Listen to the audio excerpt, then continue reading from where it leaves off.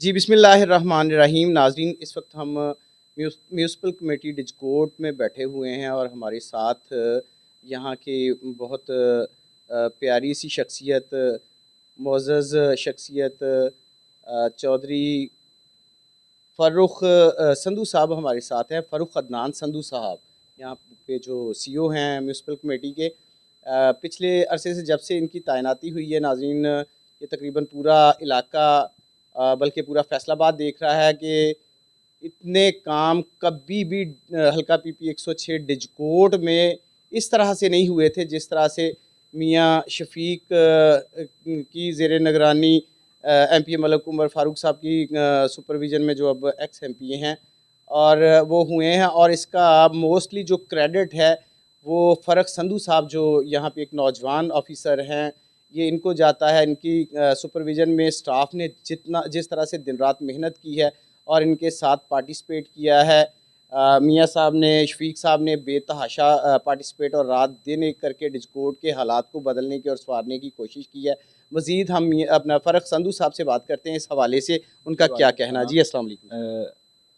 जैसे ही हमने municipal committee डिजकोट को आकर देखा और इसका चार्ज लिया, तो हमने ये महसूस किया कि यहाँ पे डिजकोट की आवाम के लिए कोई ऐसा पार्क नहीं है कि जो लोगों को खुशगवार आबो-हवा और सैर व तफरीह के लिए लोग उससे मुस्तफ़ीद हो सकें।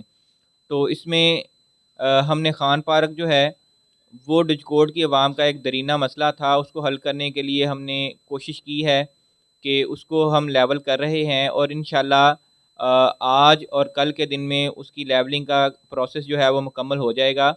उसके बाद वहाँ पे हम घास लगाएंगे और साथ-साथ जैसे ही मौसम शुरू होता है तो हम नए पौधे भी वहाँ पे लगा रहे हैं। और दूसरा जो है गौसिया पार्क, वहाँ पे प्लांटेशन और घास का अमल मुकम्मल हो चुका है। वहाँ पे हम ट्रैक बना रहे हैं जो अपनी मदद आपके तहत हमने बनाए हैं और वहाँ पे नई मिट्टी डलवा कर हमने ट्रैक मुकम्मल किए हैं। जी नाज़रीन, जैसा कि सीईओ मोहतरम सीईओ साहब बता रहे हैं कि डिजकोट में कोई ऐसी फैसिलिटी नहीं थी आवाम के लिए, जिस तरह से पार्क वगैरह कोई ग्रीन जो सेटअप हो जिसमें आवाम उससे मुस्तफ़ीद हो सके। तो इन्होंने बड़ी मेहनत करके, एक तो वहाँ पे बहुत कचरा और बहुत ज़्यादा वहाँ पे गंदगी थी, उसे दिन रात अपनी मशीनरी यूज़ करके, अपनी लेबर यूज़ करके उसे साफ़ करवाया और उसे एक बहुत ही खूबसूरत तरीके से उसे डेवलप कर रहे हैं, उसे तैयार कर रहे हैं। और अभी बहुत सारे और प्रोजेक्ट्स हैं जिन पे काम हो रहा है। गली मोहल्लों की सफाइयाँ और बहुत सारे मसाइल थे जो इन्होंने आते ही जिन पे फ़ौरन वर्क स्टार्ट किया और उस पे बेतहाशा काम किया। इस वक्त हमारे साथ मौजूद हैं इलाके के जाने माने और हर दिल अजीज़ शख्सियत मियाँ शफीक साहब, जिनकी मेहनत और कोशिश को हम किसी भी सूरत डिनाई नहीं कर सकते, उस पे ये नहीं कह सकते कि इनकी मेहनत और कोशिश में कमी है किसी किस्म की। और इनकी इस काविशों को इनके मुखालफिन भी मानने लग गए हैं और वो इस चीज़ को एडमिट करते हैं कि वाकई मियाँ शफीक ने डिजकोड की सफाई में, डिजकोड के कामों में बेतहाशा मेहनत की और बढ़ चढ़ कर हिस्सा लिया है। और इस हवाले से हम मियाँ शफीक साहब से पूछते हैं, उन्होंने अब तक डिजकोड के हवाले से म्यूनसिपल कमेटी के साथ मिलकर कितने काम करवाए हैं और कितने काम हो रहे हैं। तकरीबन 5-6 माह हो गए हैं।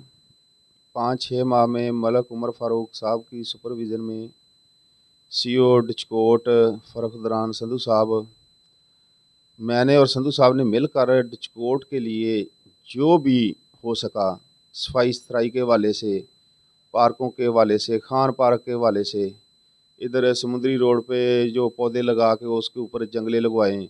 जिधर जिधर भी हो सका, शहरी अगर डिजकोट म्यूनसिपल कमेटी में आए हैं तो उनको बेहतर से बेहतर अच्छे तरीके से बात सुनकर उनका हल करने के लिए हर किस्म की जदोजहद की है।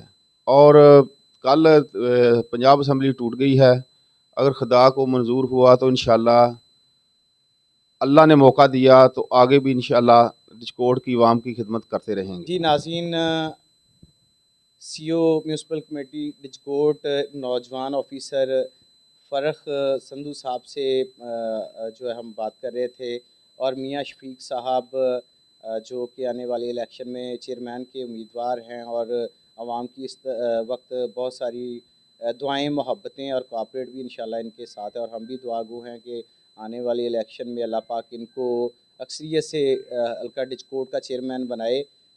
फ़र्क संधू साहब इलाका डिजकोट के अवाम और मकीन जो है ये आपके बेहद शुक्रगुज़ार हैं, और हम आपके लिए दुआ गो भी हैं कि अल्लाह पाक आपको ऐसे ही इसी तरह से अवाम की खिदमत करने की मज़ीद इस्तात अता फ़रमाए। और आप उम्र की जिस हिस्से में हैं, ये मोस्टली ये हिस्सा जो होता है ये खिदमत खल्क़ के लिए एक बड़ा माकूल टाइम है, जिसमें है ना दूसरों के दुख दर्द को इंसान फ़ील करता है, क्योंकि वक्त गुज़रने के साथ साथ इंसान यूज़ टू हो जाता है, फिर वो चीज़ें नहीं रहती हैं। तो हम शुक्रगुज़ार हैं। Thank you very much. जज़ाकल्लाह।